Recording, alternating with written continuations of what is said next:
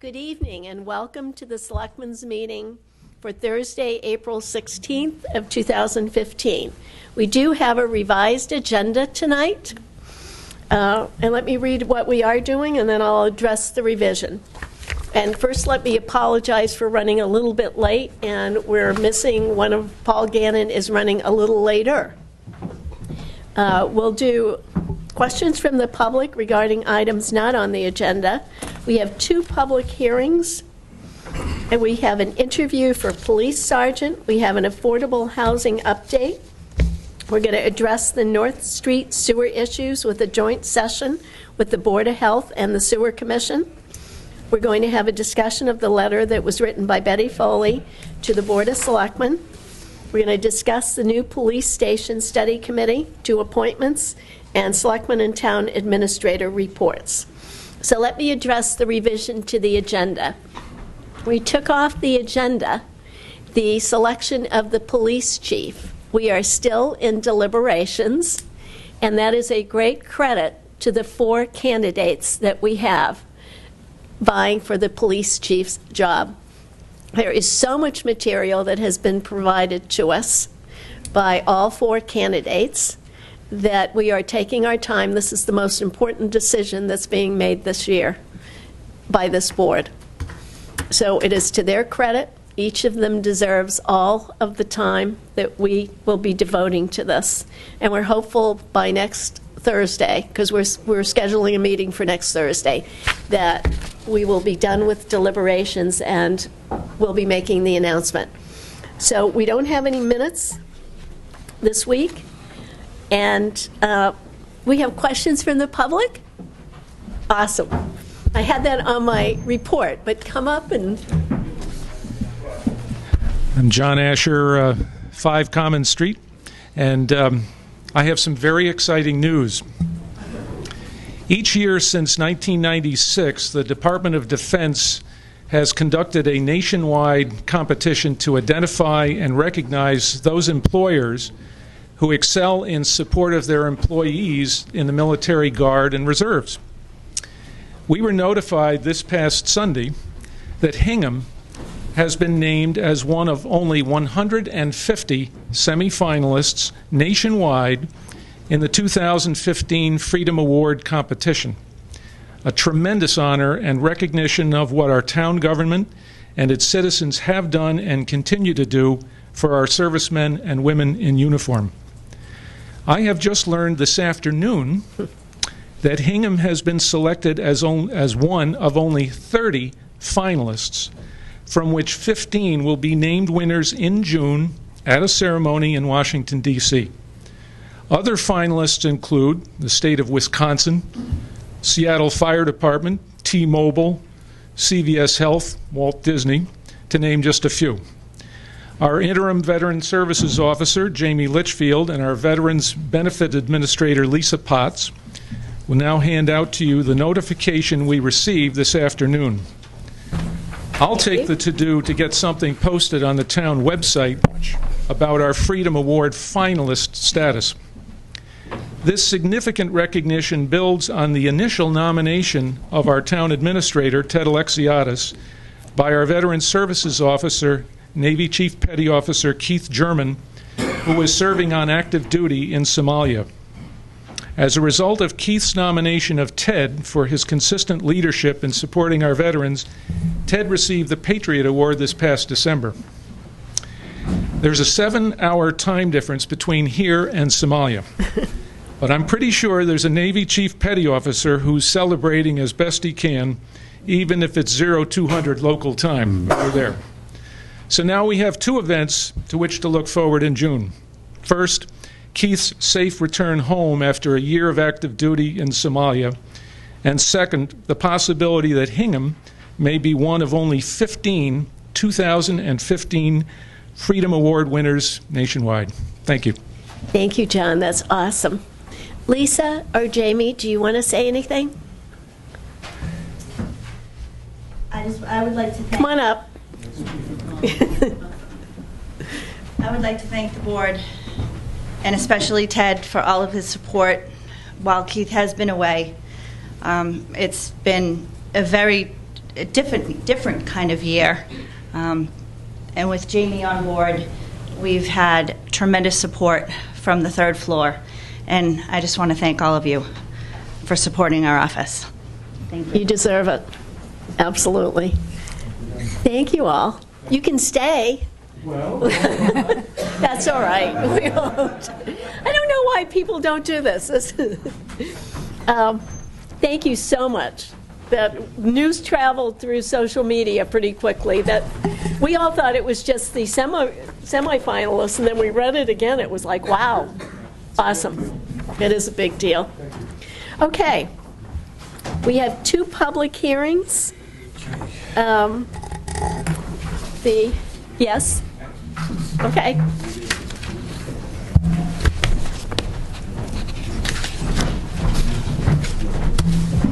Jim Clark, 79 Tower Road. I'm here for a follow-up on the assignment we all had. We're still Been looking 3.5, into 4 months. I haven't heard a word. No, that's not true. That's not. I haven't heard a That's not solution. true. Well, I haven't heard a word from some of yous. Okay. All right. I'll let. So first, let's just clarify for the record. You have had an answer from the government. We gave you an answer 3 years ago I got that that was answer. extremely thorough and clearly indicated that we cannot assist you in the dilemma that you face. You've persisted, so the chair has asked me to get a legal opinion to that effect, and I will do that and provide you with that legal opinion that will support, I suspect, the work of the conservation officer and the engineering department that said that that issue has been resolved at the best we possibly can. Ted, all I asked for is to build it like it shows on the blueprints, Ted. The way it was accepted at town meeting, the governing body of this town. I don't think it's fruitful, Madam Chairman, or the board, to get into a debate back and forth with Mr. Clark. I've answered his questions. I've given him a written opinion. I've allocated a tremendous amount of staff hours to research his opinion way back to 1970. And Mr. we Clark. feel we've cleared this issue. Well, Mr. Clark, we'll get a legal opinion on it. Okay. Well, that'll come from a court, so we'll have to go there, I Well, guess. no, it'll come from one of our town councils. Well, attorneys just have another opinion, I believe. Well, I guess that's one of the Okay. questions I've posed to the board. I don't recommend a legal opinion. I think we've answered your questions. I just don't think you like the answer. And I don't mean to be mean about it, but you're asking us to spend, and I'll do it. If you ask think me you and you should. order me to, I'll have the town council spend $2,000 researching everything we've done to tell you his opinion. Ted, But I you're not wouldn't- going to buy that, are I you? wouldn't have asked you if I hadn't provided a deed that was subject to it being taken care of. That's not the folks who work here who review these matters' interpretation, Jim. Well, And I've told you let's- that. It's a town-accepted Let's- street, Ted. It's your water. You're dumping it on my Mr. property. Clark, yeah. That's it. Yeah, let's get the legal opinion. And- Jim, we're No, yeah. Yeah. we're at a okay. point now where the documents have been reviewed by other boards. I've looked at them too and opined to you. It doesn't seem to be satisfactory to you. My thought would be, I share with the chair's view that we'll get counsel that we rely upon to provide us with opinions in these areas. It's worth a few dollars.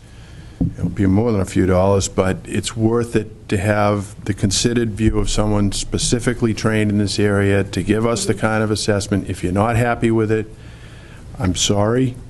You know what the recourse is. Then that'll have to be what it is. Right. Yeah. We'll have to And spend a lot more money. we'll get that view, and then we'll figure it out. We'll figure it out from Everybody there, happy, once and for all. right? You don't believe what you read, I guess. Let's get Says the what it legal. says. Let's get the legal Thank you, folks. opinion. Okay. Can I get a response from you folks? Email or whatever? You got one from me? You're about to get Okay. one. Okay, let's do the first public hearing, FMI Group.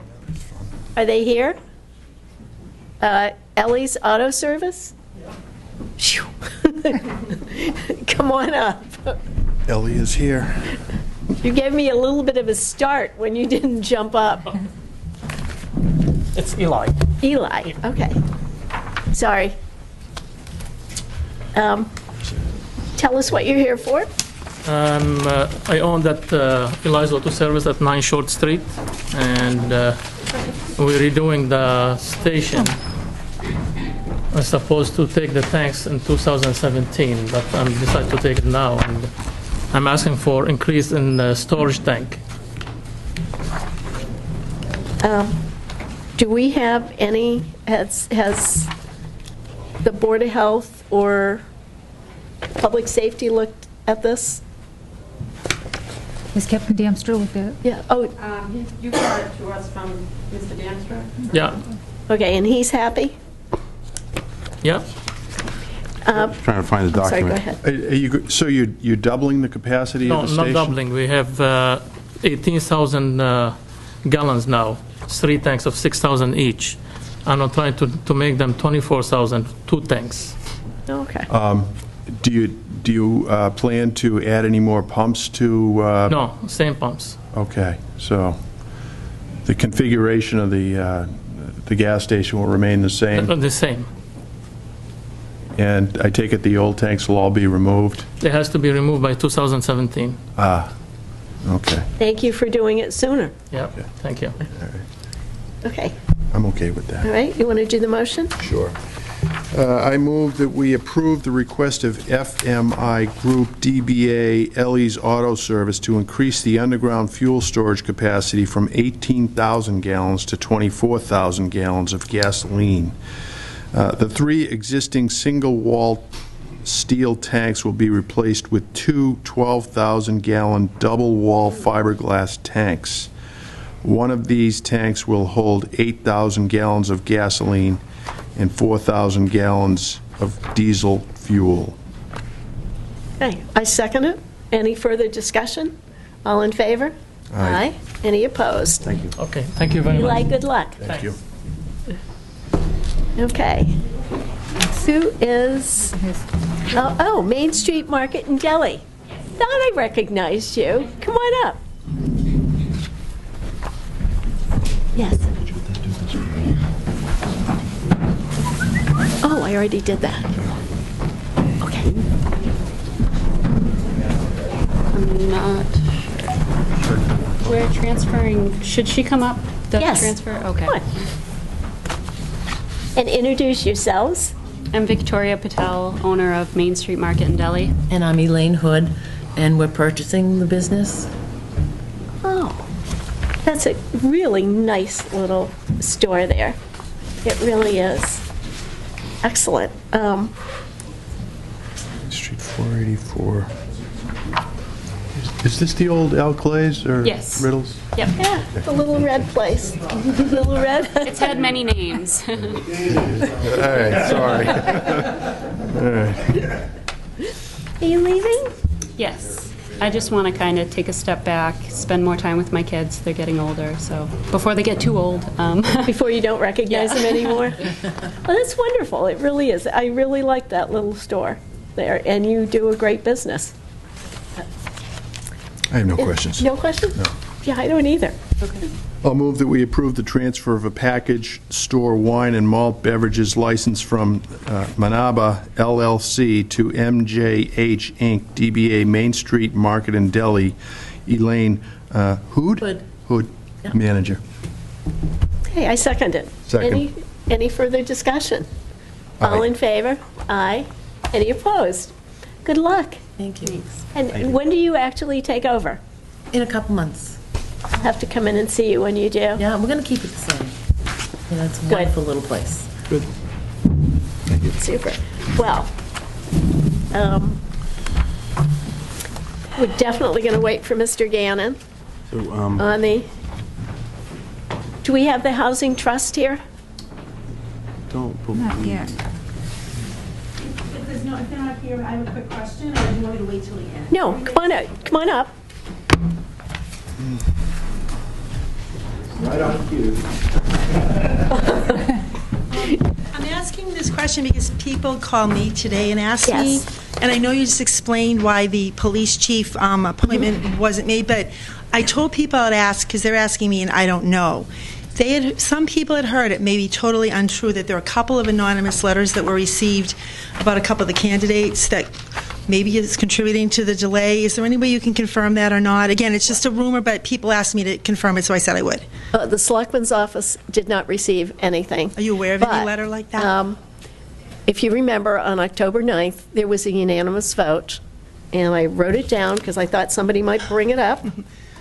The Board of Selectmen will not respond to or engage, and I should put in there, has never engaged in investigations based on anonymous letters, and it was a unanimous vote. I remember that, okay. So honestly, the pile of stuff we're going through for each of the candidates, and they're all worthy candidates. Right. Okay, just wanted to ask. Good timing. Good. We were about to ask Ted to do a soft shoe here. Ooh, that would not have That would have cleared the room. That's not one of my skill sets. So let us move to something very happy. Chief Perrano, do you want to come up? Sure. And then we'll invite Matt Lucas to come up. And I think we have family. Good evening. Want to set this up for us? Chief Mike Perrano.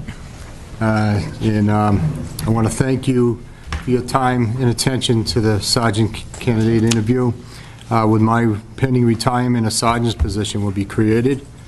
Last October, the civil service exam for sergeants was held, and Patrolman Matthew Lucas was the only candidate to pass the exam. Officer Lucas is a lateral transfer to Hingham from the town of Hull in 2012. Officer Lucas was a 10-year veteran when he came to Hingham Police Department. Matthew has a master's degree in criminal justice from LaSalle University, where he graduated magna cum laude. Officer Lucas has certifications in CPR, AED, and is bicycle patrol trained. Since Officer Lucas's arrival to our department, he's been a leader on the midnight to 8 shift, assisting our young officers with his 13 years of experience. Officer Lucas, since arriving, has become a field training officer, teaching our new recruits the policy and procedures of the Hingham Police Department. Officer Lucas has been very active in the police department's community policing events, participating in Family Fun Day and the Senior Holiday Luncheon. Officer Lucas has demonstrated with his work ethic and leadership abilities over the past 3 years to perform the duties of sergeant.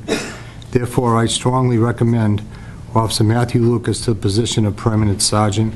And again, thank you for this opportunity and consideration of this promotion. This will be the last promotion of my tenure. So, okay. Well, don't leave. Let's get Officer Lucas up here. Okay. Nice to see you. Okay. Matt Lucas. Nice to see you. Good to see you. You have a lovely family. Indeed.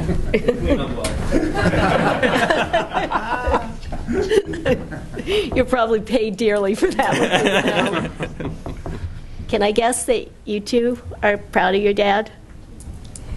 Awesome. That's all we need. Why don't you tell us a little bit about yourself? Your credentials are very impressive. Thank I you. thank you, and I see you brought a cheering session with you as well. I'm very privileged to have those guys here. That was unexpected, so it's nice to have them here for the support. Tell us about yourself. Grew up in Hanover. Graduated from Hanover High. From there, I went to LaSalle University in Philadelphia. I only have a bachelor's degree. I wish I had a master's. I got a bachelor's degree from LaSalle University. While I was there, I had the opportunity to do an internship with the Bureau of Alcohol, Tobacco, and Firearms, which I got to learn a lot from the guys there. We interacted with many different agencies, state, local, and other federal agencies. Learned some good interview skills there. Did some prep work for the district attorney, the U.S. district attorney. So very good internship there. Got a taste of the law enforcement, what the kind of the whole package entails. After graduating from LaSalle University, I came back up home here. I went to the Basic Reserve Academy, which is the part-time academy, and I became a seasonal officer down in Hull. I was a seasonal officer for 2 years down there, and from there I got appointed to a full-time position with Hull. And then I had the privilege to transfer from Hull to Hingham, like the chief said, in 2012. And this is where we are now. Like the chief said, I've been a field training officer, which I hold that position dearly. To me, it's a very important position in the police department. I actually got to hold that position in Hingham as well as in Hull, because you get to teach the new guys coming on. So you kind of guide them, and it's a nice position to be in too, because those guys look at you, even in the future, because you kind of build a trust with them, because they knew you're one of the first people that they ride along with and they entrust. So you create relationships that are career long, and they'll reach out to me if they have questions and stuff, and I'm always there to help them if I can. So I hold that position very highly. Like the chief said as well, I ride the bicycle, which I enjoy doing. Get you out of the car, get you a little bit closer to the community. It's a nice little position to have. I try to participate, like the chief said, in all the community activities that we have, like Family Fun Day. I think it's an important part of our job to, like I said, to get out there and just not be seen as a patrolman driving around in the car. It's more to our job than just that. So. And you do participate, because I see you just about at everything I go to, which is great. And I have to compliment you on your cheering section. They're a good bunch of guys. Yes, they are a good bunch of guys. Very good. Let me open it up and I'll do the cleanup questions. So I'll Paul? defer to my colleague there over on the other side. So, Officer Lucas, first of all, I want to say congratulations. You have a wonderful family. I also have 2 daughters, so we're very blessed. And Yes. I've had the pleasure of saying that to a number of people, but we are truly blessed. So, and you and your wife as well. So, congratulations Thank to you. that. That's the most important part of the equation, as far as I'm concerned. Yes, very much so. And I know we really haven't got to know each other very well. I'll make an effort, obviously, to be more engaged, do the best I can, obviously. But well, unfortunately, I'm on midnight, so I don't hold you. If I don't see you, that's a good sign usually. Yes, I was going to say that. But I do want to say, I know you were kidding with the chief about credentials, but I did look at your credentials, and they're very impressive, not only in terms of the bachelor's, but just the level of excellence that you've achieved, and not only that, but in the training and the positioning where you are so high up in the class. That just speaks volumes of your abilities. And in terms of your working relationship, I know you've been here for several years, you've been an officer a long time, so we're very lucky to have you. Thank you. And I'm going to ask a few questions, is that what? Yeah. Okay. Maybe just one, not too many. And it may not be something you answer now, but I maybe think about it is, we're always looking for ways to engage with the officers in the community, and Family Fun Day is a great thing, but maybe we could work together as time goes on. If you can come up with any other ways that might better the town by working together with them, I'd be happy to work with you. Oh, great. It's a good idea. And like I said, I think we do, we do try to, Officer Marquardt said, we do try to get the officers in the school and stuff like that, and it's important, it really is an important element of our job to get out there and be involved with the community so they can see what we do, especially in light of all the stuff that's going on nationally. I think education is really the only answer to solve all these problems and build a partnership with the community. So I would look forward to working with you on some other aspects on that.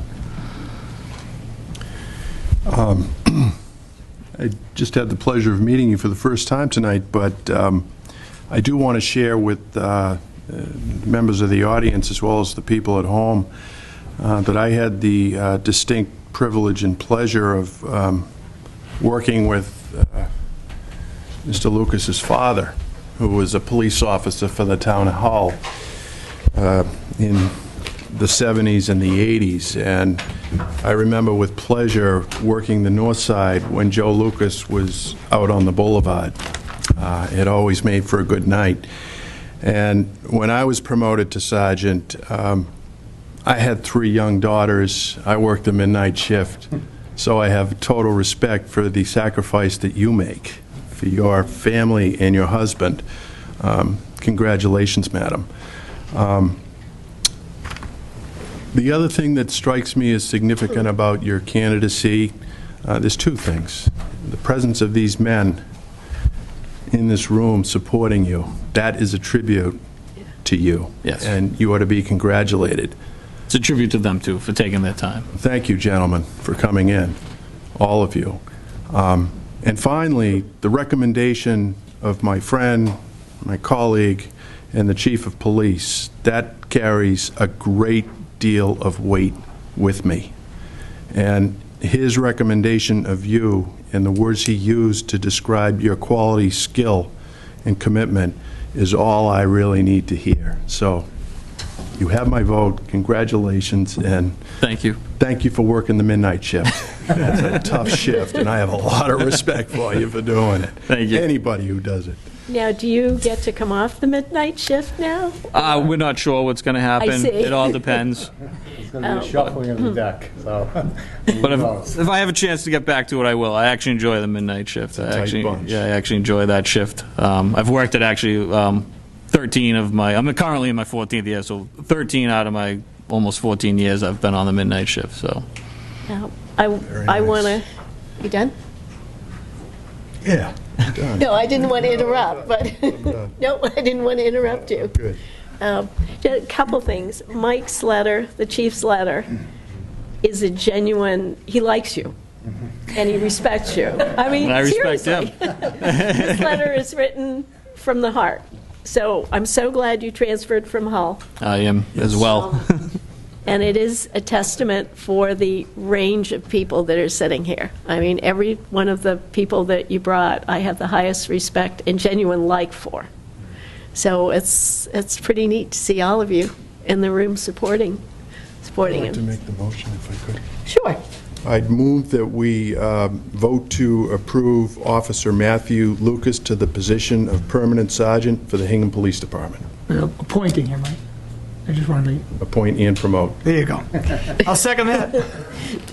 Any further discussion? Anybody in the audience want to say anything? I think there's going to be some cheering, but that's do it. okay. Okay, all in favor? Aye. Aye. Any opposed? Congratulations. Thank you.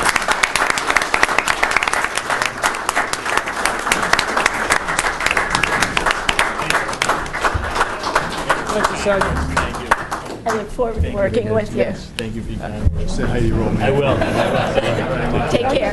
Thank you all for coming. Thank you, guys. I enjoyed that. That was good. Matt, what are your daughter's names so we can get them on TV? This is Mallory. She's my oldest. She might not look it. And then this is my youngest. This is Kelsey. Nice to meet you both, girls. and you're now on TV. Okay. I've been asked to just recap the reasons why we are postponing the decision on the chief. This is pretty cool. That's the way it should be. The deliberations which the three of us are going through, we are not complete yet. We have 4 amazing candidates. Any one of the 4 would be a wonderful police chief. The documentation that they all provided to us was significant, and we've gotten more over the last week. So we feel we need to give each of those men the utmost time and diligence for us to make the right decision. This is the most important decision this board will make all year, and it's going to last the town perhaps as much as 15 or 20 years. So we're taking our time, and we have a meeting scheduled for next week, and we anticipate we should be through deliberations by then. Okay? Switching hats, Mr. White, we have affordable housing update. How are you? I'm just checking on what we already did. Yeah. Tim, thank you for coming. You're welcome. Thanks for having me. Why don't you introduce yourself and then tell us, first maybe just recap a little bit about the Housing Trust and then give us an update of the Selectmen's parcel especially, and then your other project that I'm so proud of you on. We'll talk about them all. I am Tim White. I'm the chair of the Affordable Housing Trust, which was created back in 2007. The purpose being to maintain the affordable housing that we do have in our community and to create additional affordable housing. Back in last year, in 2014, the Trust was successful in creating 2 additional units down at 80 Beale Street, as we put together over the previous couple of years a 40B that was approved by the town, and 8 units went in, 2 of which were affordable. Our most current project is also down off of Beale Street. It's the condominium, Beale Cove condominium that we purchased last year with CPC funds that town meeting authorized. And we have, over the past year, been successful in presenting it as a permanent, creating another permanent affordable unit by getting a local action initiative with DHCD. And that was approved recently. We have had an open house. It was March 29th. I'm looking at our handout.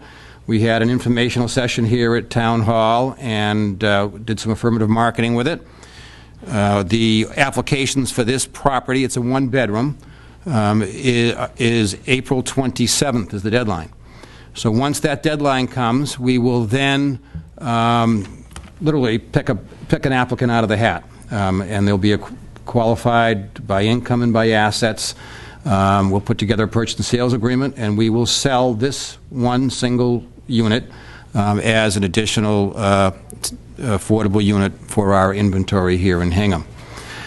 We have also gone back to CPC again this year, and we will be presenting at town meeting seeking additional funding, so what we call it opportunity funding, so that we have funds in the bank when an opportunity like this Beale Cove unit came up. We actually purchased it out of foreclosure, so you can get a pretty good price when you do something like that. And so again, we will be hoping to do the same thing again this year with additional funds through town meeting. We have this past year also been deeded a property up on Whiting Street, which was part of the Derby Brook condominium development, 302 Whiting Street, and we have looked at creating not just one unit up there, but hopefully two. It's a single-family home that needs a little bit of work. We've had our town engineer, Roger Fernandez, give us a help in kind of assessing what needs to be done to make it marketable. We would anticipate doing the necessary repairs to that building this summer and having it ready again to go through the same kind of process that we went through with the Beale Cove property. In the meantime, we're also looking at perhaps another friendly 40B up there to subdivide that into two units and create a second house up there. So we would add, hopefully, two additional affordable units to our inventory. So that's the target for Whiting Street. Tim, before you go on, first Sure. I want people to recognize you at home, the people watching. You gave so much pro bono time on the Beale Cove unit, because that was a whole new adventure when I brought it to you and said, Tim, look what I found. How hard could it be? It took a year. It did, and it's about a year-long process. You're right, yeah. And it was a virgin trip down this local initiative action program. And I think the nice thing about it that the community can take great pride in is that what we'll do is we'll create affordable housing throughout the town. It won't just be in one particular location, but that we'll be able to, single-family homes or condominiums. The condominium experiment, and that's what it is, and we're very hopeful that it's going to work out in the town's best interest, is a first, and I don't know that anybody else in the state has done that in respect to condominiums. The amount of time that you gave pro bono. Well, thank you, Irma. And it needs to be recognized because it was a journey. The Whiting Street house, so that will be sold, so there will be money coming into the trust. Correct. So you can go do this again. Correct. Excellent. That's the whole idea of it. Excellent. Absolutely. Keep it moving, keep creating it, and because, regardless of the 10% argument that the town has with the state or with DHCD, we all recognize Hingham needs more affordable housing. We need it. And we need it for families, we need it for seniors, we need it. So that's what we've been told to do, and that's what we're working at doing. So that's Beale Cove, that's Whiting Street. The next big project that we have is the Selectmen's parcel, which was part of a town meeting article several years ago. 2008, I believe. In which the town has, and the Board of Selectmen have asked us to create somewhere between 20 and 40 affordable units at the 10 to 12 acre parcel down off of Beale Street. We are now about to enter into a contract with a consultant, a consultant team to help us put the design and specs together to come up with something that everybody can be proud of. We encourage not just this board, but every board in town to give us their input, and everybody in the community, because we want to make it a community creation. Hopefully we'll have a contract at our May meeting. Right now we're doing an environmental site assessment to make sure that we don't have any surprises down the road, and we should have that report back in by May, and hopefully move forward with it this spring. So that is what we have on our plate at the trust. We have terrific members in the trust, and I would like briefly just to recognize them for the work that they've done. We've got Kevin Connolly, who also serves on our Housing Authority, Patrick Goggin, who's been a newer member, who is assisting us with Lincoln Schools, and I didn't speak about that. I'll say something about Lincoln Schools. Nancy Kerber, Dan Jacobson, Anita Comerford, Aileen Calnan, Peter Vanderweil, our own Selectman Representative Paul Gannon, and our Administrative Secretary, Nisha O'Neill. Let's talk about somebody who does pro bono. It's a great team. Everybody brings different gifts to the table and different talents, and we couldn't do it without everybody. So, and before I forget, Lincoln School, we are poised, I think, to give some assistance to their needs with this emergency elevator problem, and we're actually also looking at the potential of trying to create additional housing on the site at Lincoln School. Very preliminary, but it's something that, obviously we do need more senior housing. So with that, we will return in the fall to give you our annual financial report as required by town meeting, and if you have any questions, I'd be happy to answer them. Tim, again, good to see you. Nice to see you, Paul. Couple questions. On the Beale Street initiative, are those 20 to 40 units going to all be affordable? We would love to have them be, Paul. Whether that's financially feasible for a developer remains to be seen. It depends upon the programs that are out there. And let me put it, give you some history as to what we've experienced in the past. When we did 80 Beale Street, there were 8 units created. And to get a developer to be willing to bid and actually create the development, we were only able to get 2 to be affordable versus 8. We actually looked at the possibility of trying to squeeze a third one in there, and the dollars just didn't make it there. So under the program, the way we did it with 80 Beale, they would not all be affordable by any stretch. But we're told that there are some other programs out there that we might be able to make work. That's what we're in the process of doing with this team.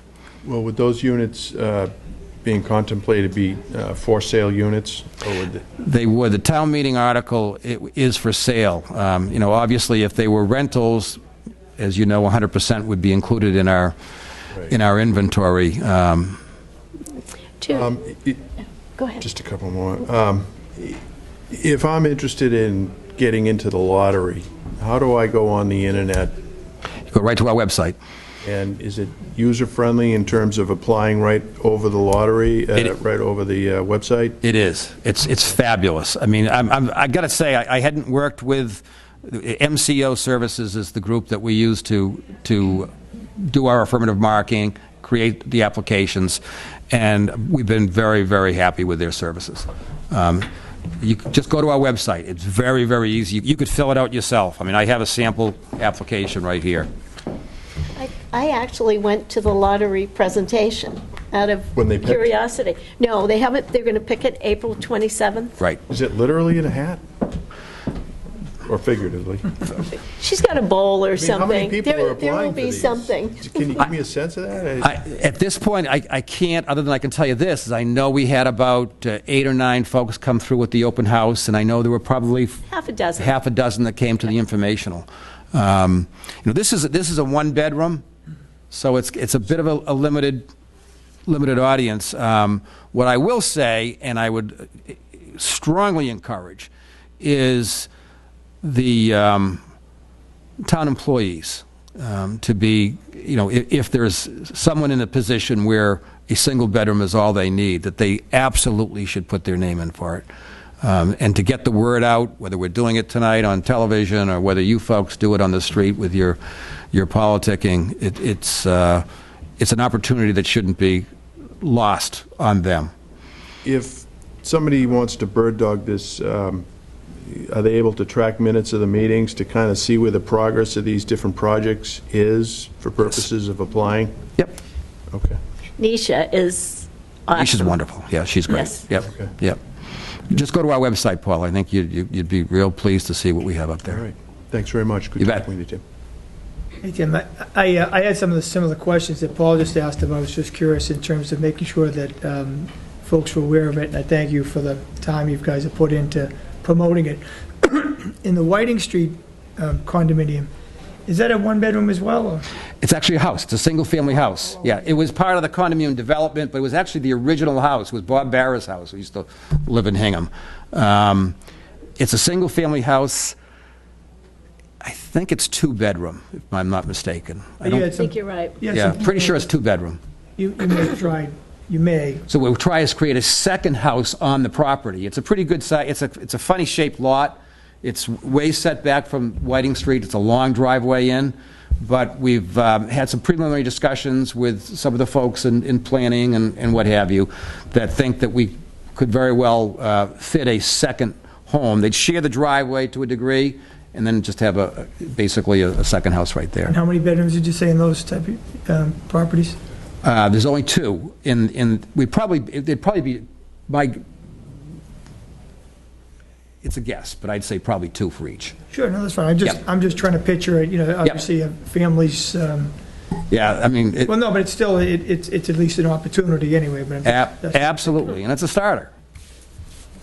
In regards to Lincoln Street, and if you're not really able to say much, I know we've been at different meetings about the elevator and the issues, and I appreciate you folks getting involved in that process. I don't know if you wanted to speak on that at all, other than what you said.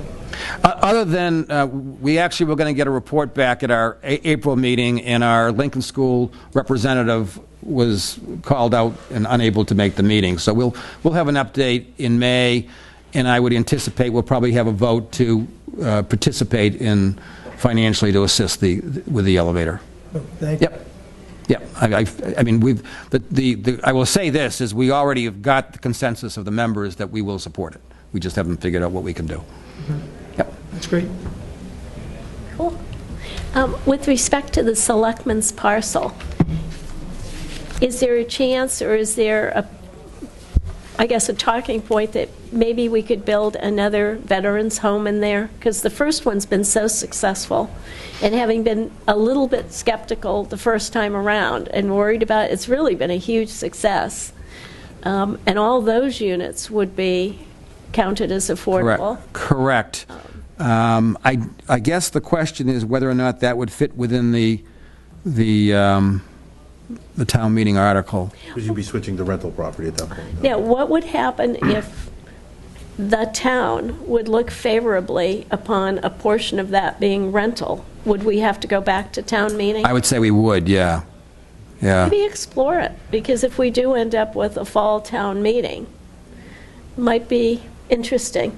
Well, I will tell you that everything is on the table for it. I mean, even though we understand what the warrant article has restricted to us, we may come back and figure out and say that the programs that are out there are not going to work along the same lines as what the warrant article requires. Just as Paul asked earlier, how many of them can we get to be affordable? And if we get to a point where we can say, well, we can only get 2 out of 20 units to be affordable, well, we're not going to go down that road. I mean, the trust would not go down that road.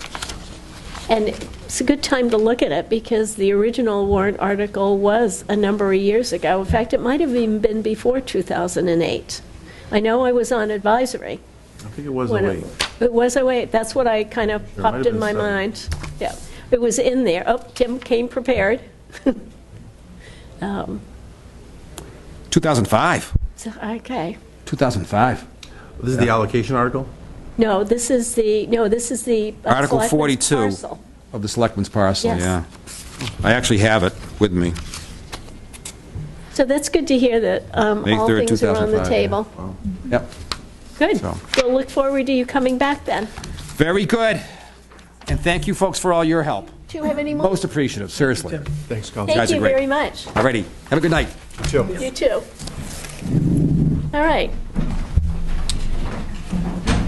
We will move to the North Street sewer issues. I think there's some people up in the hallway. Yeah, I saw Bruce right in. Randy's bringing him right in. Randy. Bruce, welcome.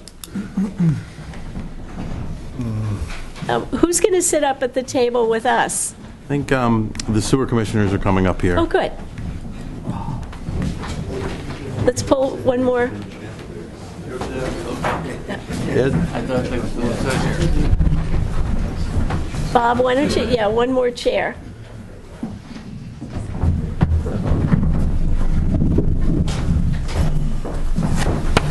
Thank you, gentlemen, and Bruce, thank you also for coming. Randy and Steve. Are we missing anyone? No, we are not. I asked Bruce Capman to be here on behalf of the Board of Health or his members, and I think Bruce is representing the board here, so you have the whole crew. How about if we get Bruce up to the table in the corner? I don't think there's enough room for Randy and Steve. They look very happy where they are. Want to open up the meeting for us? Commissioners They're posted. Demko, Higgins, and Johnson. Glad to come and speak to you about the issues on North Street.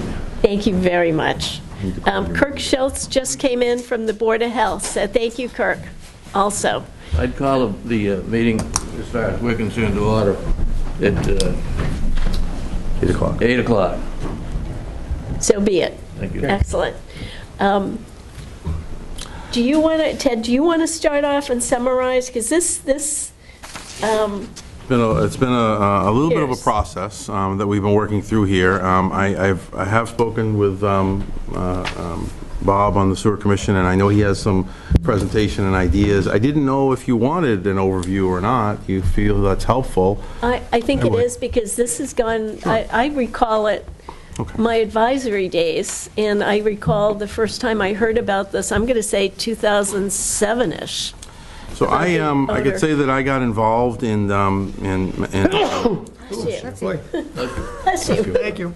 in this, I believe it was in 2010, and I believe that what started this was really out of a petition article that came forth to make the Sewer Commission appointed.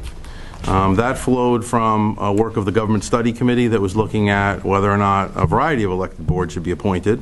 And I was asked by the Government Study Committee, my comments were made public there, and I could repeat them here, in that I thought it would be, the town had looked at making an appointed sewer board repeatedly over many years, and the town meeting had consistently said no.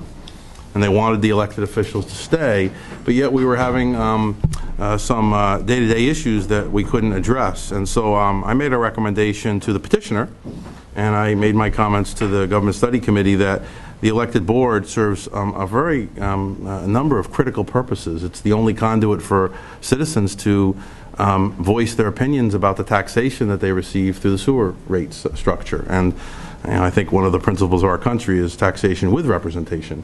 So, I do think that that's a very important public policy role that the Commission follows and is responsible for. So I'd ask the petitioner if they'd consider an arrangement whereby the Selectmen would, through the DPW, take over the day-to-day operations of the sewer department, which seem to be the problematic issues, and spoke with the Sewer Commission, and that was the genesis of the article was revised at town meeting, and that was the genesis of the agreement we have now, where the day-to-day operations of the sewer department are managed through the Board of Selectmen, through my office, and through the DPW and Randy Sylvester. And when we did that, one of the things that we were grappling with was the odor control on North Street. This board, as it's configured now, has seen the Travers come in regularly about that issue, but the previous boards were seeing large groups of people come in. And I got to say there were 6 to 12 houses, somewhere in that range.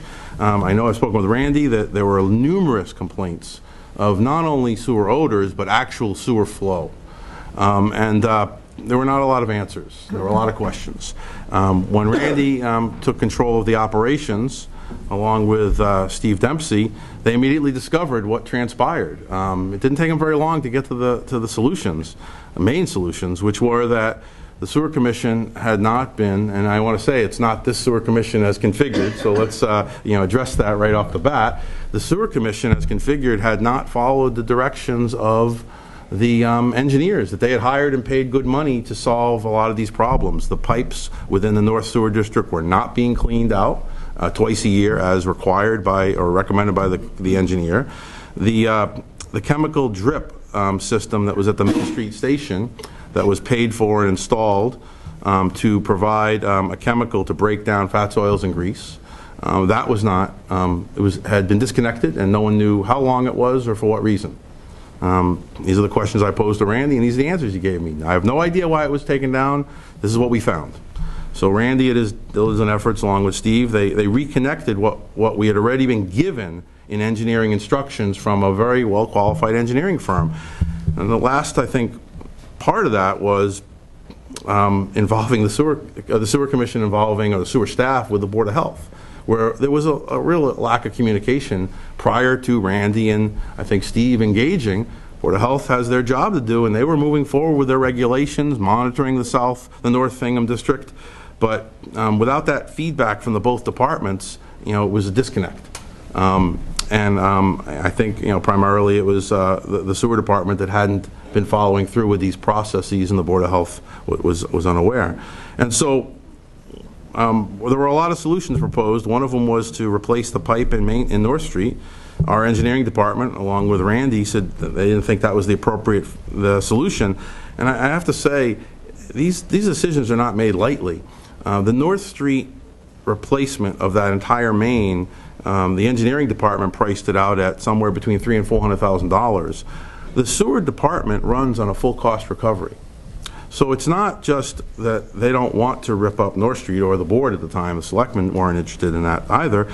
That's $300,000 of cost that's going to have to be borne by a very small group of users, and that's a significant increase in their budget expense or their bills. And we know there's a number of people who have expressed concern about the size of the bill anyway. So adding to that, when I'm being told by my DBW superintendent, my town engineer, that may not solve the problem, because you may not be moving your fats, oils, and greases and other issues. And so that's where we got. And the solution, and I really have to give Mr. Sylvester, Mr. Dempsey, and town engineer a lot of credit for working with the sewer engineers to solve these problems for very short money at the end. We don't see a room full of citizens from North Street. We have one house that we're having a problem with. They're not receiving sewerage in their house. They're receiving gases when there was operator error in handling the clean out in that period of time. And there's another solution to affect that, to ensure that there isn't that. And I think at this point in time, I'd really rather you hear from the commissioners who've been working diligently on this. And I just wanted to end with this. You're not sewer commissioners. They are. They're elected officials, and although you have to answer because you were inundated. I mean, there were calls coming into this office from public because the sewer commission wasn't answering their questions several years ago. But I think at some point in time we need to reorganize that back to where it belongs, because really that's their legal responsibility to manage the sewer system and answer those citizens' complaints. So I think that's the overview. Yeah, I'd like to make a statement. North Street sewer issues. The scope would dig, repair, and replace the pipe previously recommended at Tuesday, March 5th, 2013 meeting, which could be funded under grants from the MWRA, 75% and 25% of the town. We could put a bid out to start the job, have it done late May. There was a study done by the engineering, Weston and Sampson, and they figured it was around $180,000. We had made a prior motion by myself to petition the Board of Selectmen for the street opening. Note, moratorium is over now, and no action was taken on that motion that I made to the Selectmen. There was no continuity as far as the communication. They're talking possibly a temporary running trap to take care of it. And I think we should look into doing the final job like the Weston and Sampsons did, and do a dig and replace the pipe to correct it properly. I mean, they're the engineers and they know what's going on. Do you have anything to say? Yes. First of all, congratulations on that potential award. I think that's great. I'm a veteran. I appreciate that very much, Ted. Also, it's a good thing, and I think that's just awesome. And I appreciate it, and I know everybody else does, especially the veterans. Okay. Okay. With all due respect to the board of directors and of the town, I'd like to make a statement here that's respectful and is within the decorum of speaking in a public forum. And it's a little bit off the path. We'll get to that. I just want you to understand, and I need the public to understand and everyone else, that the Sewer Commission is responsible for the design of all pumping stations, pumping station equipment, manholes, all the equipment that we need to pump in the entire Hingham Sewer District. We also have a responsibility for all the pipeline design. And it's not the Selectmen, it's not Ted, it's not the Board of Health, it's not the Park Department. It's our responsibility, and we've been doing that, okay? And every single item that you see in a utility in the ground, I don't care if it's telephone, gas, water, or sewer, is all engineered by engineering standards, by professional registered engineers, okay? We all need to understand that. We don't do design work, but we do have consulting engineers. There is a lot that goes into it. I won't go into the detail, but everything. And I cannot remember in my 40 years around here of the Selectmen or Ted or anybody else designing pipeline for the sewer system or pumping stations or anything else. With that said, I would like to include in the pipeline, that North Street pipeline, by the way, okay, is consistent with installation, okay, as far as design. Right now, that pipeline is in disrepair. It has swoops in it, maybe some leaks on the end of the line. We're going to address that, and I think the most pressing problem right now is taking care of the odor problem at the Travis family home. Prior to whatever has happened in the past with the Sewer Commission, the decisions that were made were not made. I cannot speak to that, but I can tell you that we are in a positive mode. I'm not going to be part of the problem. The commission is not. We're going to be part of the solution, and we're going to make the corrections. There are serious financial considerations. We will be able to help the Travis family. We'll take care of that, okay? At a cost between, what, $4,000 and $7,000, Randy, depending on, okay? And we'll take care of that first. And then we will proceed with probably a 3 to 5 year budget ongoing, henceforth, for capital improvements in the sewer system. And it'll all be done by professional engineers, okay, so that the plans that we get and the things we want to do will be approved by professional engineers, okay? So I needed to get that out there. It's very important for everyone to understand. All the system is designed by professional engineers, registered engineers. You have pumping stations at different elevations, you have pipelines at different elevations, you have pumping equipment that requires different pumps in all these buildings, so, and it goes on and on and on and on, okay? And those professional engineers have done a great job because the system as a whole, and I've been able to get my arms around it since September, it runs pretty well. It's doing its job. We're doing our job. Randy and Steve are doing a fantastic job with the I&I and the in-house asset management plan, they're doing a terrific job, okay? And the public needs to know that. It's very important, and we're trying to be as efficient and as speedy as we can to resolve customer service problems, okay? So we do have the resolution, and we've told them, we've told them what the resolution was. Whether they agree with it or disagree with it, we're planning to go forward. We're going to install that trap in that sidewalk because we're very shortly probably going to be coming down North Street with the high-pressure line and TV camera to make sure all the fats, oil, and greases are out of there.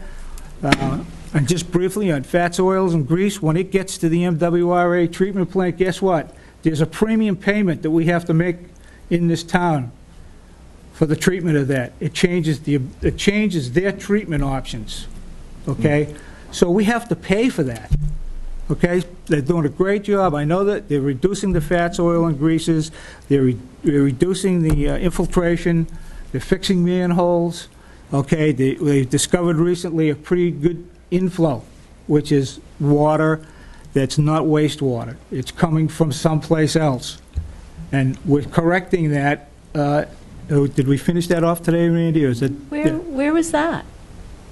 Downtown North Street. Really? Yeah. North Street, Yep. North and South. Yep. And we think it was the town brook that was getting in there. I went out and looked at it myself. I couldn't believe it. The bottom of the manhole was missing. It wasn't there.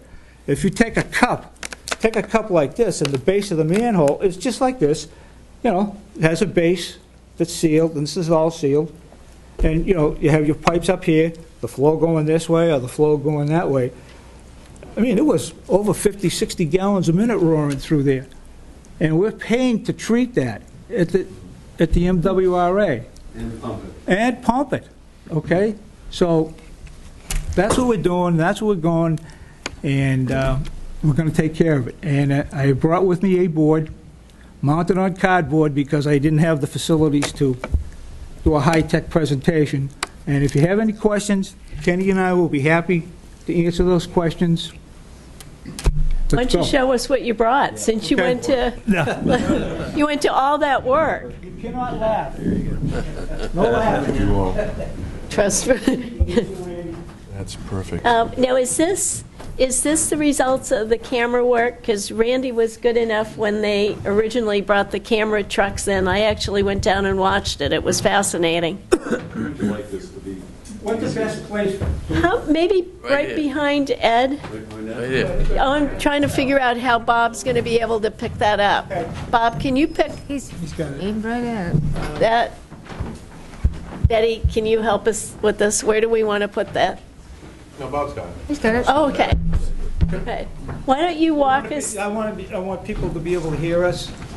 Then you got to come close to a microphone. Okay. And bring it closer to you, no? Yeah, bring it closer. Yeah, we're going to park it over there. There you go. There you go. Okay. Tear it up. Saga of the North Street Tear it up. Pipeline. Continue. Chapter 6. Okay. Tell us what we're looking at. What are the Okay, the this is North Street, this is South Street, okay? Ship Street over here, okay? And I like to reference over here, manhole number 1. You'll hear that again and again, from manhole number 1 to okay? It's a reference point. Okay, what happens is this pipeline from manhole number 1 goes down here, all the way down here, all the way down North Street, all the way down here, goes into these other manholes, and it gets pumped over to the Greenbush Station, and then we zip it over to Broad Cove and off to the MWRA. Okay. What we found on that pipeline, okay, is a sag here, significant sag. I have reviewed all the TV pictures that we have. We have a thumb drive, and I've gone through all of that. I've read through a number of reports. Okay, and this starts the problem right here, okay? And then Ken will elaborate later, but this sag and this sag over here, see, it's this heavy sag right here in detail number 6. I have to put my hands on this stuff and write on it. I have to look at it and make notes for myself, you know? And so this combination of this sag and this heavy sag over here is creating a trap. okay? It's creating a trap from here to here for the fumes, okay? So what happens, we come along. What kind of fumes are they? They're sour fumes from septic. The methane? It's same thing. Methane. Yeah, methane. Okay, it's not pleasant.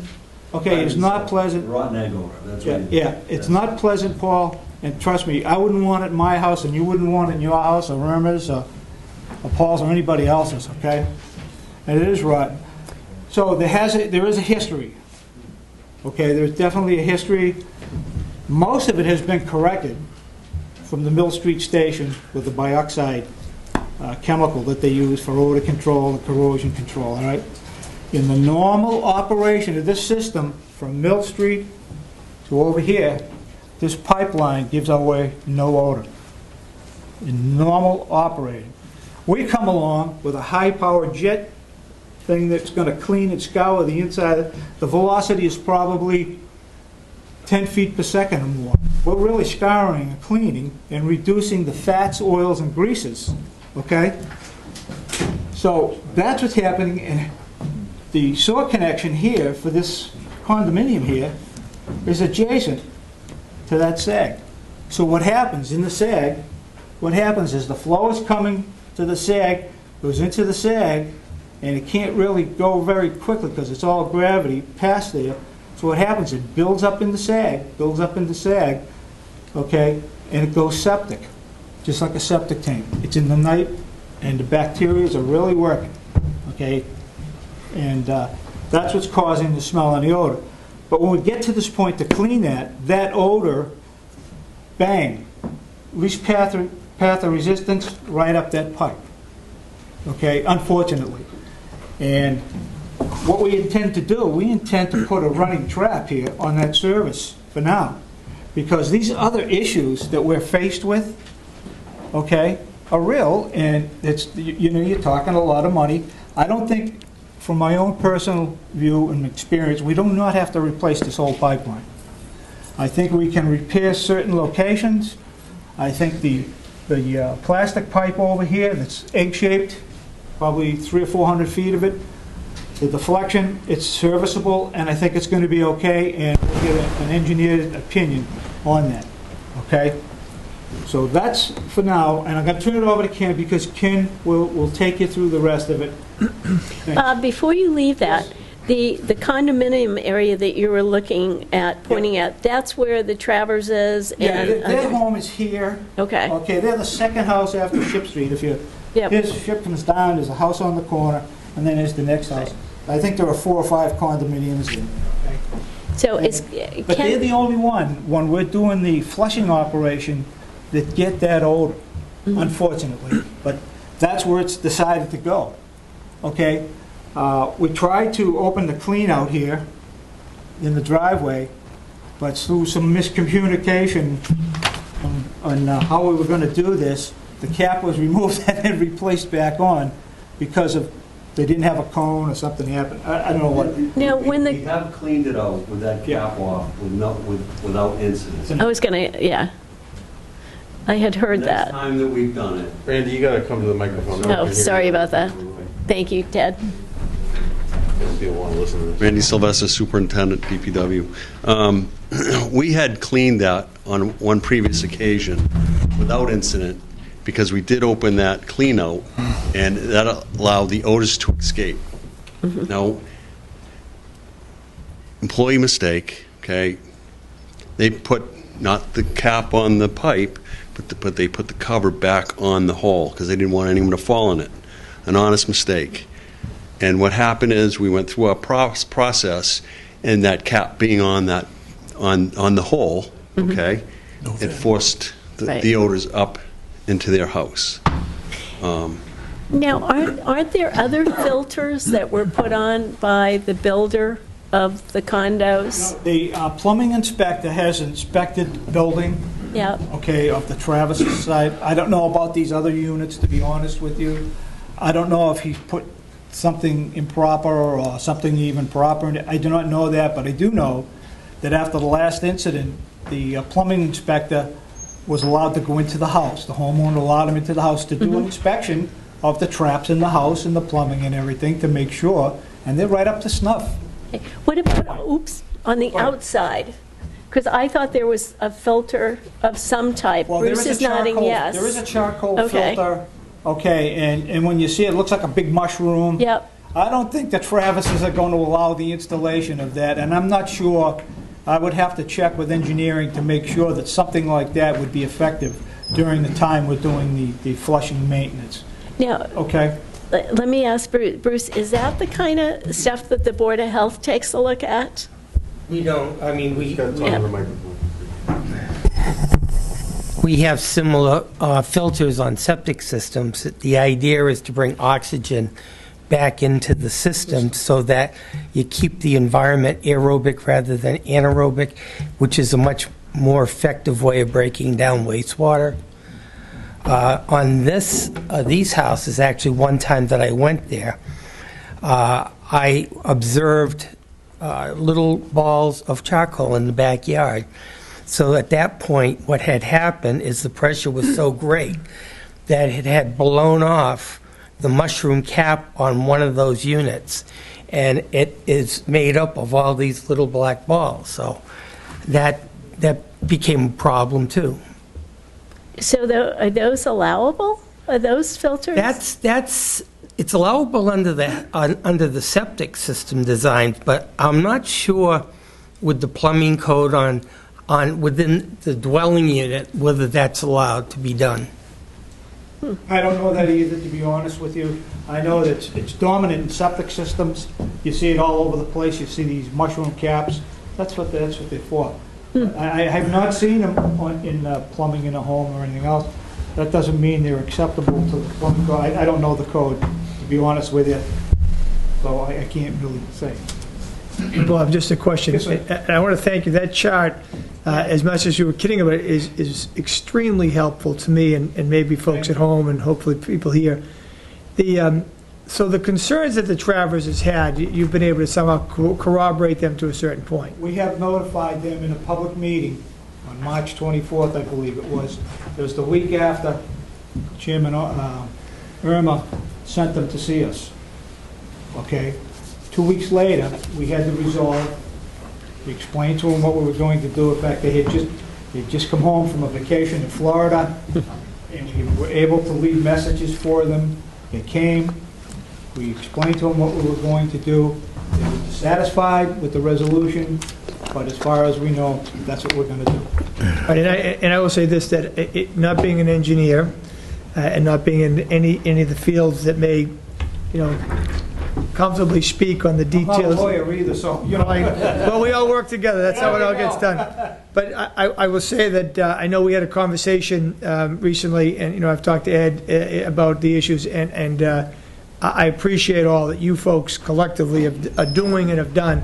Our goal is to keep everybody happy, and we have certain restrictions in time and money and so forth. But one of the main things I'll say is that I'm glad Irma, pushed for this meeting, because for me, I think it's helpful to get everybody together, not only for the people on North Street, but in town, and it just shows how well we can work together in efforts such as this. And so I'm looking forward to, I'm keeping in touch on this issue because I know we're not there yet, by the way. No, we will. But I appreciate the time that you've taken and others have taken to at least to do your best to address it, because for whatever reason, we did hear different versions of what was going on and not going on. I don't want to go back there, but in the end, I feel very good that you guys are really dedicated to working with us. And there's just so many good things going on right now with the Sewer Commission, and these guys are doing a terrific job. The staff over there is fantastic. You go in there and you want a map or a page out of a minute, or if you want to look at records or anything else, boy, they're right there. And they do it with a smile on their face. And I said that Sunday. And everybody else in the town hall, it's the same way. These people are great. We have great employees here in this town. They're dedicated, they're hardworking sometimes, all the time. Not just sometimes, all the time. I think they put a lot of hours in, just like you guys do. You guys have regular jobs. I'm done with regular jobs for a while. One other question. You mentioned the sag and the heavy sag.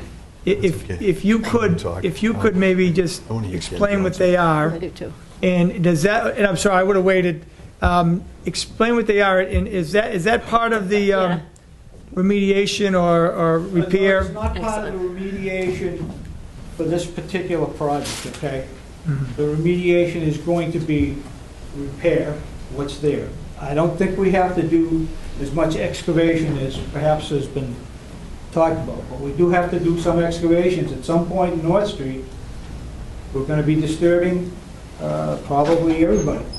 And there'll be a little pain back and forth, but I think if we take a 10-day window, 12-day window, maybe 2-week window tops, we can probably accomplish what we need to do.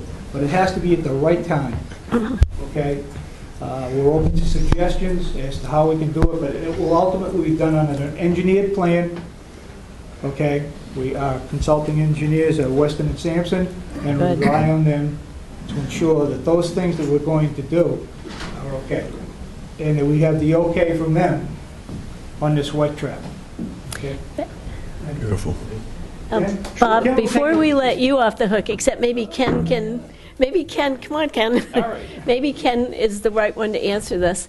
If you're going to do several repairs, now, Weston and Sampson did put together the report that said, dig it up and do it right. Kind of bottom line. I guess I should use fancier words, but basically it was dig it up and do it right. If you're going to have multiple cuts, wouldn't it be simpler, because you're going to be disturbing the street anyway, to replace the whole line? So I think, that's actually a great... Is that your cue? Well, I think Perfect. that's a great segue. Perfect. Yeah, first of all, Randy and Steve are doing an incredible job. I think in my short time at the Sewer Commission, I think we've got great synergy, great teamwork going on, a lot of great communication. Steve is out there now doing some video work of all of the sewer system, which is revealing a lot of issues and challenges. We're dealing with aging infrastructure here, and we really need to take time to step back, evaluate this more holistically, put together a thoughtful renewal plan, because there is going to need to be investment made in this wastewater collection system in order for it to function long-term for the town and for the ratepayers. So I think, we've got some challenges ahead. I think it's going to take us a little while to get the results of the survey back, digest them, think about it a little bit, think through sort of a longer-term approach, work on a financial strategy to make sure that this is affordable for the ratepayers. But I think, we've got a great team working on it. Cool. Do you want to take us through this? Well, I really think that, Bob has explained it well, but, really, we have some deficiencies in this line where there is a sag, there is a trap. The odor control system, the vacuum system that's down at the Greenbush pumping station isn't able to work properly because it's partially blocked. It's not able to draw all the odors down there. So I think there's more than one specific problem here. I think this has to work as a system in order for it to work properly. We're going to take immediate steps to mitigate what's happening now, and I think it'll be effective. And it will give us a chance to step back and really plan the next phase of work that needs to happen. How many sags do we actually have? Because I see funny little marks there. Yeah, Well, okay, the two major sags, the one here adjacent to the condominium where the Travis family lives, that's unique. And so is this one here. It says heavy sag right up in here. Okay, see, I know you can't see it, but that's where it is. And they're pretty far apart. There are some very small sags in this line here that are acceptable, I've been told, and we don't have to do anything with that. So we're basically looking at excavating in here and excavating here with the heavy sag. There are some other issues. There's a broken pipe joint up here that needs to be repaired.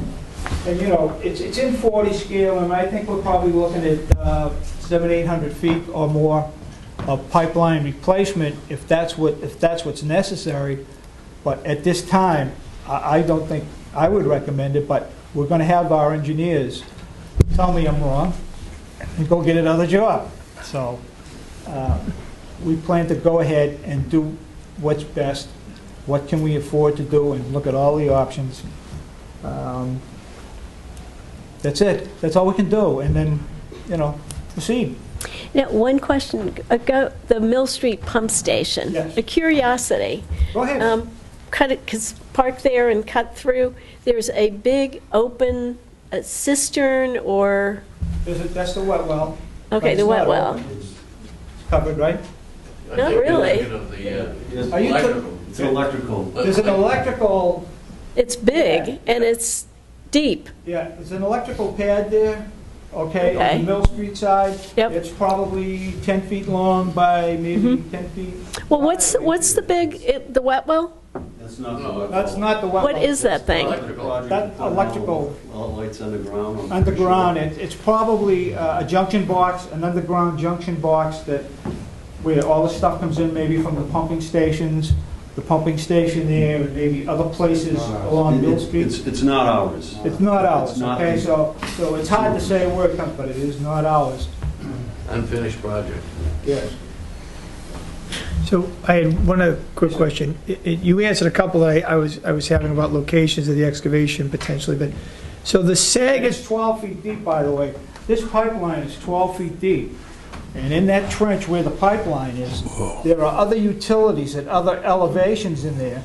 So there'd be a significant amount of shoring required to go in there. In trench boxes. Okay, trench not a small boxes. job. Right. Shoring. Oh, yeah. So it's not an easy fix, okay? Right. So my question is the sag itself, or whatever one, there may be two There's of two of major significance. sags. How do we get a sag? Is it normal? Is it, just give me some sense of what we're talking about. It's poor installation. It's poor installation. Pipe bedding is a very rigid standard, and if you don't adhere to it, it's nothing but trouble. And this is the result of poor installation. Did anybody go back after the contractor who actually did it and said, come back and do it right? Well, you know what, I don't know what the deal was. It would be, see, the... Because you and I did try and find some information. Yeah, we did, Irma, and I appreciate your effort to try to find anything on that, and we were not successful. How it normally works, Cashman Belfour Beatty was created as a design-build team for the tunnel and everything else. And they had the responsibility, okay, to hire subcontractors, oversee those contractors, and provide reports, okay, of testing and so forth and so on. Nobody knows anything, okay? We lucked. I mean, Irma lucked. I appreciated that very much. So to go backwards right now on this or anything else, I don't know if we can go back after the Cashman Belfour Beatty. They were dissolved 5 years ago, 7 years ago. Where do you go? You know, and I don't think the T will listen to you because they have enough trouble. Well, also, wasn't there a settlement between the sewer commission and the T? Or all I think there was. Yeah, there was $150,000. Correct. So I think it would be a little hard for the sewer commission to go back to Cashman Belfour when they already solved this problem, had this discussion, and received compensation for this issue. Let me be very clear on the compensation here, okay? Good. The compensation was for the illegal inflow that Cashman Belfour Beatty was pouring into our wastewater collection system, okay? And we were being charged $115,000 by the MWRA, okay? We had to pay that. So part of that $150,000 was recovery costs for that money. The rest was supposedly for the correction of the problems downtown. However, at the time, it's my understanding that the bioxide was working very, very well. There were no water complaints. There weren't any problems. So they felt at that time what they had done to mitigate those issues was working well. What they didn't know, that Randy and Steve were going to come along, clean all the mains, you know, do the I&I study, do the TV camera work, and that's what tripped off the odor here. As I explained earlier, it goes septic, okay, and it found its way up there, but we're going to remediate that, and then we're going to take care of this. What they did and didn't do, I can't say. Nobody knows, you know, but I know the things that were not done, and I can't address it, I just can't. But there are some issues there, and I discussed it with Irma about things like inspections and testing on pipelines.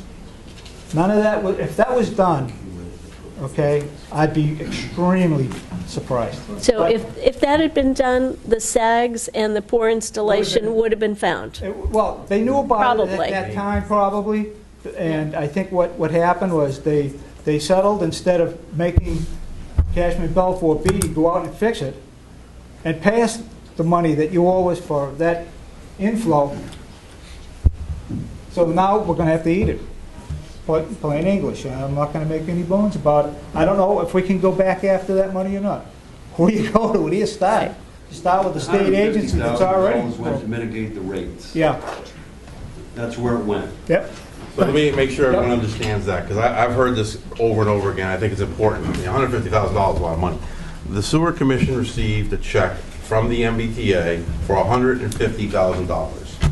That money was used by the Sewer Commission, a vote of the Sewer Commission, it's reported in the minutes, to offset the rates to the North Hingham Sewer District because they were being charged by the MWRA for groundwater out of town brook that was being pumped into the sewer system and ultimately delivered to the MWRA to treat. So the MWRA treated $115,000 of clean water for us, and we paid that. And when I say we paid that, the sewer users within the district. So if you're living in the North Sewer District and you paid a sewer bill, you paid that extra charge through your bill. And the Sewer Commission, I think at the time, correctly so, said, we have to give them that money back. And the MBTA gave it to the Sewer Commission, which in turn they used the following year to lower the rate and offset that. And it's actually Sewer Commissioner John Brandt at the time has sent us a letter detailing all of that here, which give the board. There's also an accounting record in the back of that where the money went. Yeah, no, I seem to understand that most of the money went to recoup us from money that, if you said illegally using the water or whatever the inflow. Yep. And I don't necessarily want to go back. I did want to understand what a SAG was, and I appreciate you went beyond that and explained it, but it seems somewhere on the line we missed an opportunity to get these things fixed, but we're moving ahead together to try to get this done, and I appreciate that you guys are on top of things, all of you. Yeah. Let me ask Kirk and Bruce if they have any comments on this. I always have comments on something. Yeah, make sure, I know it's, introduce yourself. There's got to be one person who doesn't know the two of you. Well, I'm Bruce Capman. I'm the Executive Health Officer. Okay. Our involvement was to abate what we considered a public health nuisance, not to design or approve any one fix. My hand's on it, too. Not to approve but what the Board of Health did with some cooperation with the Sewer Commission, we felt we could institute some regulations for the fog, because we were hearing back from the sewer department that they were spending exorbitant amounts of money cleaning Mill Street sewer, wet well, and so what the board did, actually Kirk Schultz was the primary author for it, developed a set of regulations for all the food establishments on the MWRA system, not just the ones on North Street. And the effort seems to be paying off, from what I hear, that there is less grease, less blockages as a result of, number one, regulating grease in that area, but also inspecting twice a year, or actually every month, to make sure that the traps are being maintained in each of the food establishments. I think you all have done a wonderful job with that, and I thank both Randy and you, and Steve, and I think it's Susan Sarney out of your office, that have just done a phenomenal job, also educating people on what fog is. Exactly. And I think it's important to note that this is a public nuisance issue, and we're not seeing septic or sewage backing up into homes. And so before the development of this camera system, there are pipes all over that had sags and problems, and you never knew it because you mitigated these things with the most simplest form of treatment, moving beyond that when you found that it wasn't effectively correcting the problem.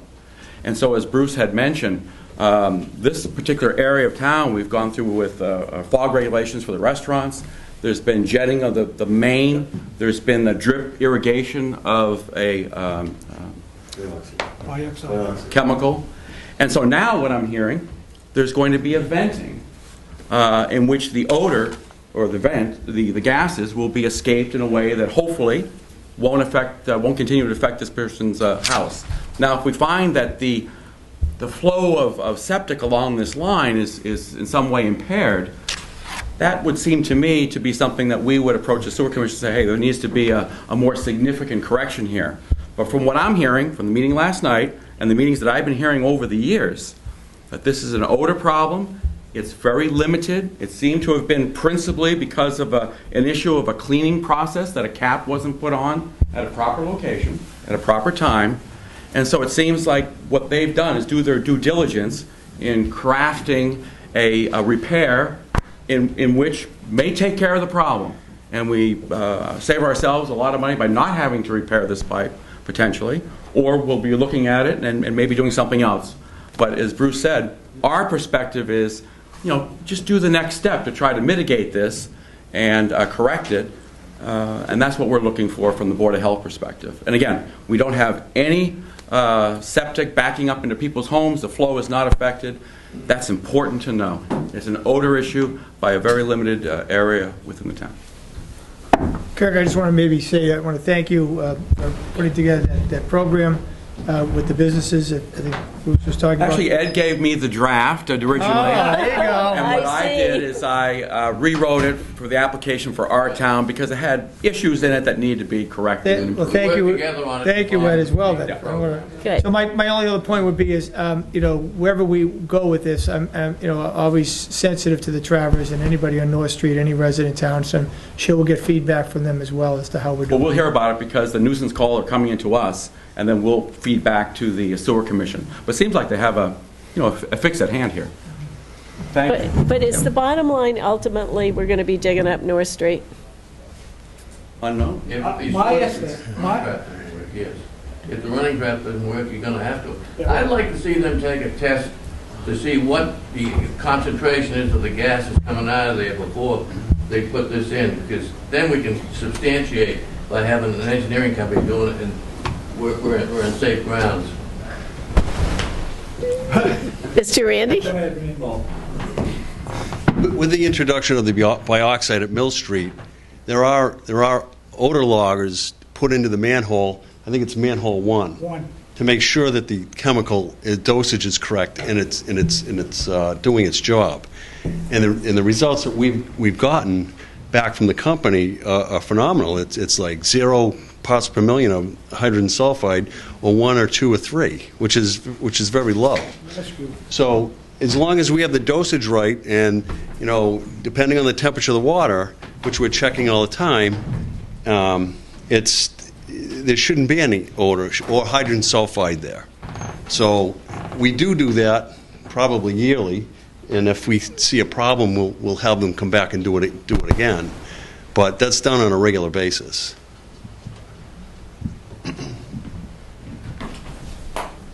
Any other questions? No, I think we've now educated the public. So would it be fair to say when this fix goes in, the travelers and the people around them are not going to have another incident of quality of life problem? The only report that we've had recently, and Stephen, other than the Travis, have there been any other calls to the DPW that you know of prior to any of this? Are there any other service calls? Not in that area. Steve, come on up. Not in that area. So actually, what we're trying to do is put that in there. But this is a common service line for those 4 condominiums. Okay? So it's my sense that since we're trapping it down here and we only have one line here that we're trying to separate, that none of these other people, including the family up there that's complaining would have any problems. If there were separate lines going, that might be an issue, quite honestly, because you don't know that slope, as we've spoken to this evening, we're not quite sure about how many feet we're going to actually, well, we're going to do 26 feet, or we're going to do, because those pipe lengths of PVC plastic, SDR 35, come in 13-foot lengths. So if we get to a situation where we're in a half-a-length situation, it goes. It has to, we should be repairing in full lengths, okay? And that's it. But until we figure out that, until we figure out what we're going to do here, I don't think we're going to wind up replacing the whole thing. I don't think we're going to wind up making severe trenching. Okay, there is going to be some trenching. How long it's going to be up in here, it's hard to say, because you do it on the TV and it looks good, and you know, you start to pick it up here, and of course, you know, there's a footage thing on the TV. You saw it. It tells you how many feet, where you're at by station. It's beautiful. But we don't know if that's actually, because you have to have almost a 3D view of this way, this way, and this way to see where your deficiencies are. Okay, so.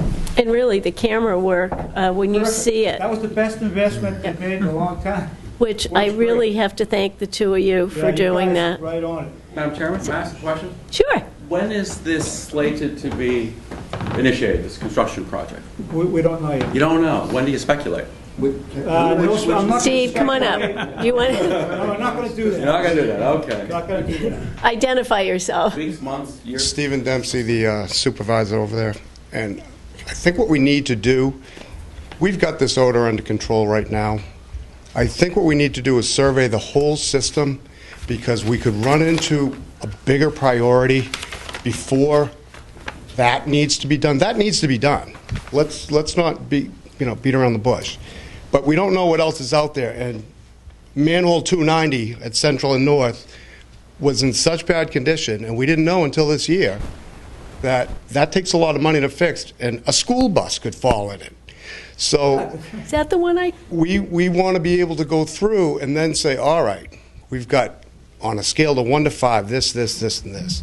This might be number 1, but we don't know yet, because we might find a new number 1. Thank you, Steve. That's the advantage to an in-house asset management plan. As they're going along, they're doing a number of issues. They're not just flushing the line, cleaning the line, they're picking up the leaks, they're picking up the inflow. They're finding manhole covers that have been buried underneath the surface, maybe for years, who knows. But we're finding all of this stuff. They're putting on GPS, they have a record now of it, okay, and they continue to go. And if you would like an example of how well that system works, over on Beach, Beach Lane there, between Foley and, there's a pipeline over there on the beach that connects the two streets. There are 5 manholes on that pipeline. Those 5 manhole covers were down 5 feet under the stone of the beach. Randy got the permit from the Corps of Engineers. We went in over there. They had to raise all the manholes. They had some little bit of infiltration here and there, but it got done under the I&I, and it's repaired, and now we'll be able to better assess that area because we have access to a better area, and we have access. These guys are doing a terrific job. I'd say they have lifetime job security. Yeah, no, it's great. They're doing a great job. We think they are too. Yeah. Okay, you wanted to? Yeah, I did actually. I'd like to thank Mr. Alexiadis for his explanation of the history of how we got to this place. And I'd like to thank you, Bob and Ken, for your very detailed, clear explanation of what's going on, a visual to aid our understanding. Board of Health, I call you guys the highway. Well, in a way, they are the highway. I really thank you for working together on this. This has been a thorny issue. The Travers are good friends of mine, and this is painful, for me to have to kind of deal with this. But I sense there's a plan. There's a recognition that there are problems. There's a desire to find a solution that minimizes the cost to the ratepayers. Mr. Gann and Ms. Lauder and Mr. Healy aren't in the North District, so I'm very, very sensitive. I am. I have to pay for it. Yeah, I don't want to be putting costs on people. I mean, so I like the approach. I really hope that this fix works for the I think it's 79 North Street. Yeah, yeah. But I mean, everything in our power, Paul, to correct this, or at least give them the relief that they need so that we can proceed. I'm with you, Bob. I mean, a 12-foot trench, that to me is like from here to the ceiling, and maybe, I mean, that's a pretty big bit of work. You have to be pretty good at your work. Yep. And if you've got other utilities running in there, that's not exactly Check those utilities, you damage them. Yep. Yep. So, thank you very much for taking the time, putting the effort into doing this. I really thank all of you very, very much. Thank you. I want to extend the thanks to what all of you are doing, working together, and also the work that you two are doing in conjunction with the Sewer Commission to camera the whole system. Because I think Steve's point is right. As much as I want this one fixed, Steve's right.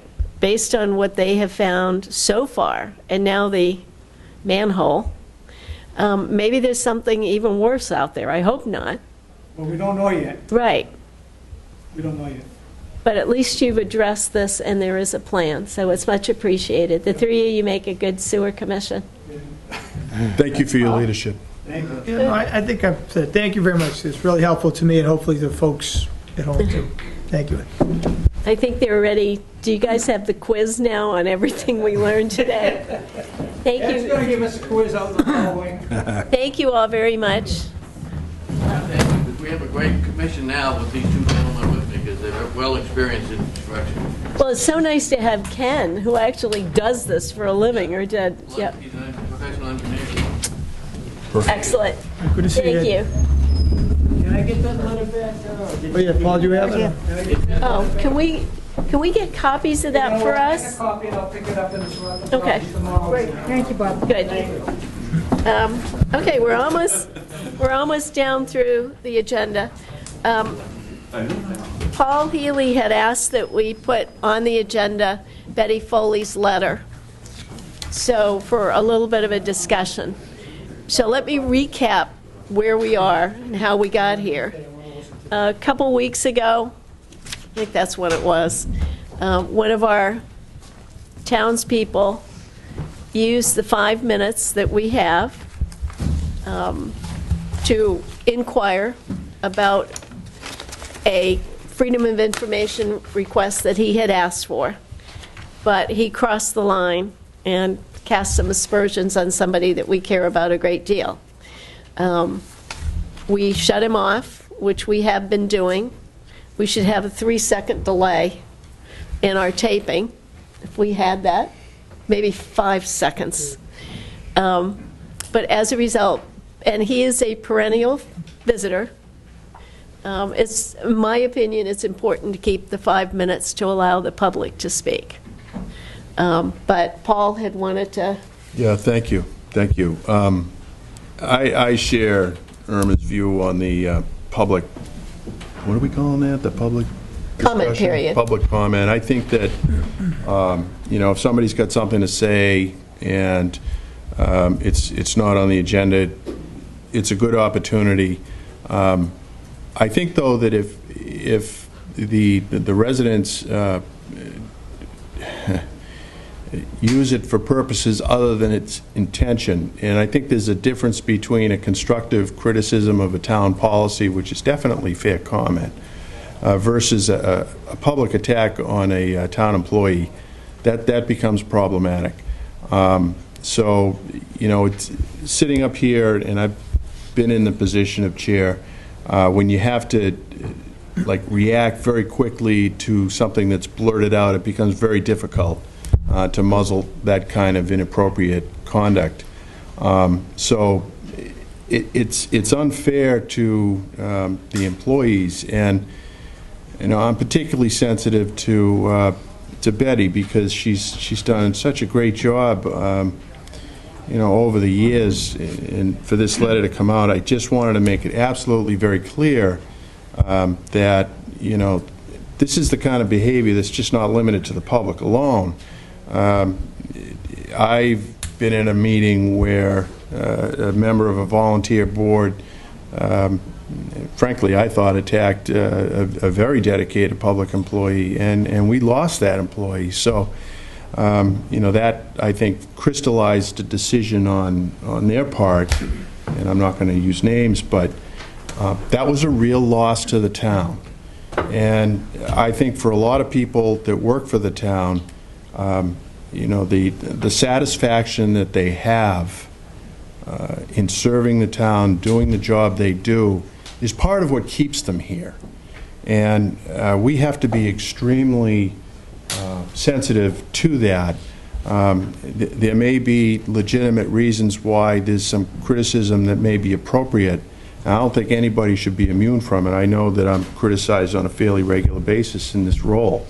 But I'm in a different spot than somebody that works for the town, that draws their paycheck, supports their family. And I just felt compelled that we recognize this explicitly. I'd like to apologize to you, Betty, for what happened. And I know you weren't here, Ted, but I extend that apology to you because the attack was likewise directed at you. It's not fair. Both of you do a very, very fine job in a very challenging role. I mean, we're the executive office of the town. We have to deal with all kinds of different issues. I mean, tonight we had underground tanks, we had a liquor license, we've got the North Street thing, we've got a promotion for sergeant. So it's a wide range of responsibilities that we rely on Ted and Betty and Sharon. So I won't say I'm protective, but I am protective, and I really hope that going forward, people who aren't happy with what's happening can articulate themselves in such a way that it doesn't reduce itself to a personal attack on town employees. I know all of you share that, but I think it's very necessary to make that very clear to anybody who's inclined to use the public forum to express unhappiness with something. We're all smart enough in this town that we can do it in such a way that it doesn't result in an attack on a public employee. So that was why I wanted to speak to this. I thank you for giving me that opportunity to do so, and I know we'll work very hard to make sure it doesn't reoccur. I agree with you, Paul, and so I'm not going to repeat, but I know at the previous meetings I did speak to Betty about how much we value her, and that means everybody in terms of the Selectman's office in the town. But I think Betty and I were talking. One of the things I did, and I just thought it was a good idea, was I reached out to the legal folks that we rely on for guidance, for, whether it be town council or labor council. And, I had a good discussion with them about, because I think when we were talking, we don't want this to happen to anybody else. Right? That was one of the things that even Betty was, being unselfish about. She just didn't want it to happen to anybody else. And I reached out, and maybe there's, without getting into all the details now, there may be ways that we can preserve the right of, valuable right of people to speak in terms of the comment period. But, even if it's a small step in the direction of making sure that people are at least advised ahead of time, that's something we can talk about through Ted, and anything to make it better, I think, we'll look at it, and again, we're sorry it happened. Thank you. We are, very much. Now, can we convince you to stay, or was that grandson of yours? Yeah, I think we're going to, probably not, huh? No, I have a new chapter to start. A new job, yes, taking care of the baby a couple days a week. Awesome. Awesome. Well, this was good training ground. This was a good training ground, right? It's interesting. I had a number of people contact me they were worried we were going to shut down people's First Amendment rights of free speech. And it's a balance. and I can't remember who said it, but it's your First Amendment rights end where my nose begins. And that's a pretty good saying. So we will keep it balanced next year when you're chair. You can't cry fire in a movie theater, though. This There is are true. limits. There are limits. I agree. You know? And I think we're all in agreement with Right, this. right. So, so with that, On to the next one. go to the next one. The new police station or the police needs assessment. I see Mr. Arnold is here again. Do either of you have comments on that, or would you be willing to set up, at least take a vote to set up a committee to assess the needs of the police department, whether it be a new station or a joint public safety or...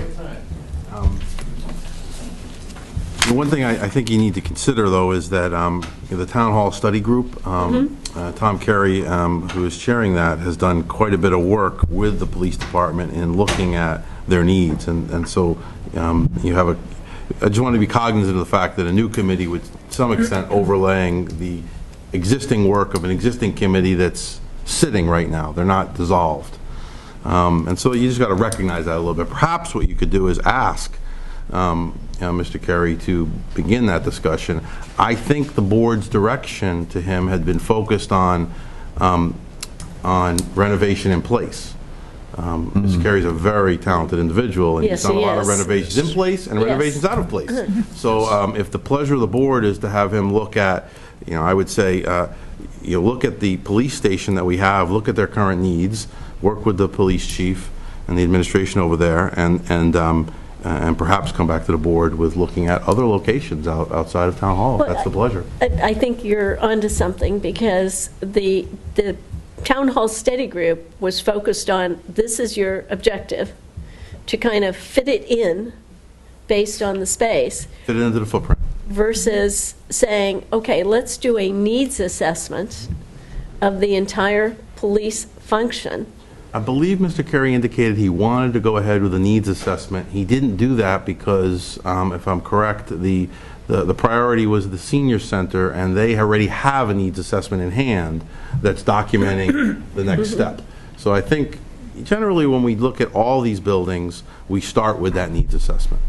And it's the base. I mean, before you decide anything you want to do, you got to know what you need. And I would start there. I would start with asking Mr. Carey's group to go through. Now, I would say that I believe he's working with Jerry Seelan, architect, too. And they've done quite a few needs assessments over the years for the town. They did the one that brought us to this building. And that was a very, it was not here at that time. I worked for the town subsequent to that. But so I recall those conversations, and I've gone back and looked at some of the minutes. They were meaty conversations, heated debates about this building. And so it was quite a bit of work doing that needs assessment. I feel comfortable that they have that skill set, and add some more people to the group. And I would recommend adding people that are very knowledgeable about the police function. which is what we did on the fire side, study side. So certainly I think that's got some value. We have some time to study it. What do you think the next step should be? I'd like to hear from Mr. Carey to see what work has been done to date. Yeah, I guess for me, the next step would be to call Mr. Carey and find out exactly that and report back to you. Well, why don't we do this, since we're obviously going to have another meeting to pick the police chief, why don't we see if Tom is available to come in? Sure. I think that'd be good, and that will give us some direction. Great. Okay. All right. Very good. I don't believe you have any appointments today, do I you? don't think so. We didn't have any minutes. You This have is- you have a few votes left Yep. on your vote list. Shall we go through them? Actually, we have 5. Oh, no, we've got them all here. Okay. 4 left, I think. Paul, do you want to do one? Me? Yep. I always defer No, to wait, my no. senior card. Paul. Okay. That's you, guy. I move that we approve the issuance of a common victualler license for Lido Juice. Second. Any further discussion? All in favor? Aye. Any opposed? Other Paul. Okay. Move to grant the request by Plaza Azteca Mexican Restaurant to modify their liquor license for one day, May 5th, 2015, from 11 a.m. to 10 p.m. in order to celebrate Cinco de Mayo. Plaza Azteca is requesting permission to serve alcoholic beverages in a gated outdoor space. This vote is contingent upon a police detail from 6 p.m. to 10 p.m. Second. Did Mike Moreno say okay on this one? Mine? This He did. yes. This one fell off, but it needs to be done by Sonia. I have to, okay. I'll move to approve the issuance of a special one-day wine and malt beverages license to Not yet. Sonia Fairhurst. Okay, we, Oh, you got to back up. You didn't vote. yeah, Vote on that.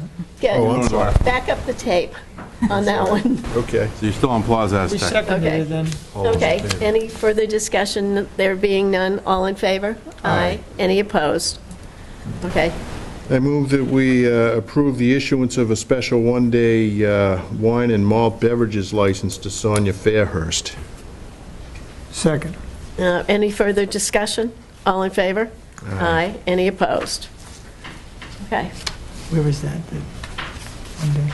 what is, We don't have to read It's not on my vote list, so. I didn't have it on my list, so I just didn't know. what, the Sonia Karen, could you Fairhurst? help us with that one? it's an extra. The liquor license for, That's my fault, I apologize. It's a one-day license for a ladies' night out at the Hingham Community Center. Sounds good. I just didn't know, and thank you, Sharon, that's fine. 9:30. That's fine. The license itself is in the packet. Okay, thank you. You want to do Earth Day? Sure. Do we have to read the whole thing? Move to proclaim Wednesday, April 22nd, 2015 to be Earth Day in Hingham, Massachusetts. Second. Any further discussion? All in favor? Aye. Aye. Any opposed? And there is a proclamation for each of these. Do you feel like reading it? No. Okay. Thank you. Sorry.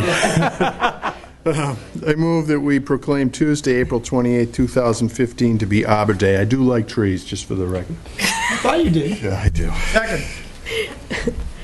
Any further discussion? All in favor? Aye. Any opposed? Town Administrator, Selectmen reports. Mr. Alexiadis. So I had two things for you. The contingent that came in first, I was going to let you know that you're no longer semi-finalists for the Freedom Award. Oh, thank you. You are now finalists, but as we know that we had that. I have here the list, and I will give it to you. It's in your packet. You can see that it's broken down into three groups: large business, small business, and public sector. And there we are, right there in between T-Mobile and Walt Disney, as they said. So I really want to credit Mr. Asher as one of more than a few. Dave Sargent, John McHugh, of course Scott McMillan. I'm going to forget a few, but I can't walk in that office, that Veterans office, without running into one of those unpaid volunteers. I believe that the town has probably had more donated hours in that department than we've had paid hours in the last 5 years. And that is I think that's the reason why we're getting an award like this. I know that everyone keeps, I got the Patriot Award and a lot of people are pointing to me, but I'm just a little cog in it. It really is those folks and the private citizens really that help with that group down there. So they deserve the credit, and really the town does. This is quite a recognition for the things the town has done for decades. So We're lucky to have them. Yep. Amen to that. The other thing I have for you is not quite as nice, is the snow and ice expense. Oh, he saves that for last. So usually I take the bad news first. It's generally the personality. Save the better for later. But in this case, we've spent $1,914,806.83. Carol, I have a report for you, so you don't have to write it all down. Okay. And that was snow cleaning expense. So that was actually trucks on the road, sand, salt, that work. That's about twice what we've almost ever spent, to give you a sense of where we've $1 been. million was the most. Pretty much. We went a little over $1 million once, but this is almost double what we've ever spent. We spent $37,321.10 clearing the roofs throughout town, and we have that broken down between Town Hall and the high school. We're estimating at this point in time, because we still don't have all the data. The insurance company is working through much of this with Nickerson and Randy Sylvester.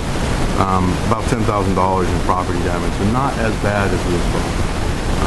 Total about of $1,962,127.93. We are calling together, Sue Nickerson across the hall right now, I believe, with the advisory committees, calling together what we estimate we will have for total transfers for this and everything else between now and the end of the year, so we can supplement the warrant article for the reserve fund so that we can pay these expenses.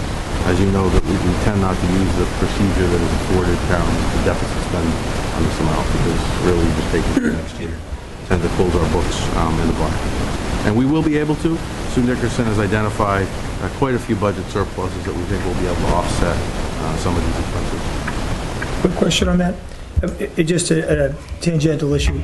So when we were hearing that the governor was down in Washington and may have come up with some money, when will we, if at all, find out what we'll get, and does that factor into this? So we got first notification this week that it'll only be the two storms, a 2-day storm at the beginning of the cycle. It won't be the whole month that Governor Baker tried to do. Like the argument, among management circles, we knew that it probably wasn't going to succeed, but we thought it was a very novel approach because it was trying to tie them all together. But FEMA's criteria is pretty straightforward, and so they've knocked those out. Now we will collate all those expenses. We will file them with the FEMA administrator, and we're entitled to 75% in certain categories, but they'll go through it with a fine-tooth comb. I will not expect this money before the close of the fiscal year. Okay. To give you an example, in other parts of the country, 6 months to a year, at least after you submit these expenses. We expect some time on it, but we'll get it back unfortunately. That's it? And that's all I have for you today. Paul? I'd like to thank the public for its patience while we deliberate through the selection of the next chief.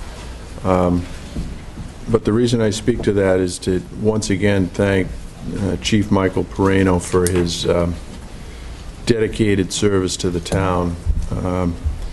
Having had the pleasure and privilege of serving with him in uniform and now working with him collaboratively as a selectman, his wisdom and experience with the Hingham Police has been an invaluable service to the town. These kind of public servants are very, very difficult to find and even harder to replace. 37 years of service. I mean, he and I started out working at the Blizzard together in February of '78, and we were both rookies, and we walked the square, and we did all that kind of stuff. So looking back now, it's kind of a bittersweet memory. But we have a big pick. We're being deliberate about it, and I think that serves the town well.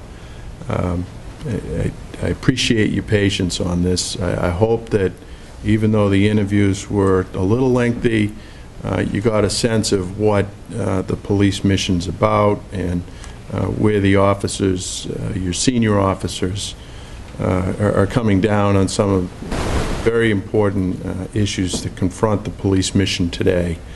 Unfortunately, I think what we're seeing more and more are, violent episodes of police confrontations throughout communities in the country. It's very difficult to predict where that violent confrontation is going to take place. But every police officer has the right to go home after a day's work, and Hingham's no exception to that. And I think we have one of the best, if not the best, department around. So, thanks, appreciate the patience, and hopefully we can get this done next week. Thanks. I mean, I thank you for bringing that all up, Paul. Just as we start to get closer to the end date for Chief Perino, I just actually look forward to seeing him, and I think it's because of the fact he won't be here in terms of his serving as chief as of weeks from now. You were very lucky to be able to spend the time with him and to know him. He is a special guy, it's very obvious to everybody, hope in this room, and I'm sure in this town, so we will miss him. Yes, we will. Ditto. And he leaves quite the legacy with the young officers that we have that were his DARE kids when he was our first DARE officer. So we're very grateful. And I echo what Paul Healy said about thank you for your patience. We want to get this right. I have a couple things. Speaking of veterans, and I'm glad I held this off. We had all good news, but there is a mass House bill that I penned off a letter, and we'll put this, and it's a personal letter. House Bill 3319 came to my attention today. It is a complete disaster for our veterans and our delivery of services to the veterans if this thing gets very far. It takes away local control of veteran services and creates 25 districts across the Commonwealth. Everything moves to the state, and we know how well that works. And Garrett Bradley and his office are aware of this. They haven't had hearings. These are all the bills just coming in. So we want to stop this little puppy before it gets very far. And I'd like to put this on the agenda for next week. Sure. Well, I was actually going to ask you about this because I've been asked to prepare to testify on this. And of course, when I'm asked to testify at the State House on a bill, I need to request from the Selectmen what your position is. See my letter. Because I'd like to know. I had a funny feeling that your position would be very similar. Do you think? I share your concerns. For those of us who work in local government, there used to be a bumper sticker that Mass Municipal Association used to put out. I have one in my office, local government, where the action is. As an administrator in government, I want to say that I feel local level is the most efficient form of government. It's because we don't sit in a large building, far away from people. We sit very close to people, and we talk to them every day. The people we're serving. This system is one designed to create efficiencies, but I think it's going to impact the delivery of services that are direct services that you need to talk to people and understand their issues. So we're going to collate the entire 351 cities and towns, the 25 districts. I'm really concerned that in that situation, some of the work that Keith's been able to do and our Veterans Department's been able to do, helping people well and beyond Chapter 115, and I think the community wants that here. Funerals that weren't done properly, helping a widow bury her husband who was a veteran, and those are the personal touches that really I think is one of the reasons why we're being considered for something like the Freedom Award. You lose that when you move into a larger administration like that, and so I have talked to some of my managers and colleagues, and I think the management industry is split on this because they certainly like the efficiencies of it. I'm not one of those. I think this would be bad business for veterans, and we've done a lot of work to help them. So I would ask the board, sorry to lobby you a little bit before you've taken a formal position, but if that is your position, I would love your release to testify accordingly. Why don't we talk about it next week? Well, why don't we take about next week on the House bill to not support it? Okay. Or do you want to do it now? I'd rather just get Actually, I would ask that you not take a vote to support it, not support a bill because it wasn't on your agenda. So. Okay. Right, okay. We'll do it next week. I had two other things. One, the Hingham Ed Foundation hoedown was a great fun time. Everybody, were you laughing? I did wear cowboy boots. I have cowboy boots. You do the two-step?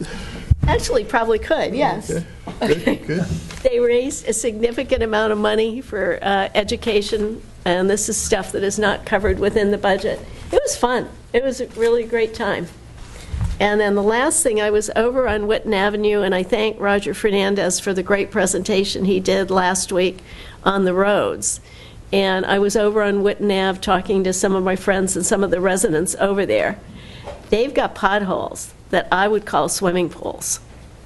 The roads up there are just, it's almost like sinkholes. It's interesting how when you drive around town, and I talk to people regularly about potholes, and theirs is the worst. And then I go down the street. Whitten Avenue. And then I go down the street and I find a new worst. And The sewer department what- said, what they to keep me- going around go the over corner and see finding it. new works. The conundrum here is, it really is, it's worse than our roads. Right. I have to I was tell you. over there, I saw it. I was, yeah. And these are some of the most expensive houses in Hingham that pay some of the highest property taxes. And you really had to go kind of like this around the potholes. It was not, even in my Jeep, I wasn't going in those swimming pools. I think we're going to have to pay very special attention to what Roger had said about Potentially doing something we wouldn't ordinarily do, put down material that we don't think is going to last, but because it has to, I mean, you could lose a couple fillings in some of those bottles. So we need to try to do something. Okay. I had one last thing, Yeah. if it's okay. Sooner or later I'll get off this hockey theme, but... Oh, did somebody win? I had the thrill of a lifetime spending time with my daughter, who will be class of 2019, and spending it with a lot of folks who are from Hingham. It just happened to be that we all came together at the game, and a comeback victory. Providence College won their first national championship in hockey. It was a special night. That's awesome. That was good. And BU played great as well, by the way. As a BU grad, I have to compliment the I didn't realize that was Providence College's first national. That's awesome. That's awesome. It's a good school. My son-in-law plays rugby for money. I'll take, to him, too. Yeah, I know, I keep telling him, hanging up. I'll take a motion. Move to adjourn. Second. All in favor? Aye. See you all next week.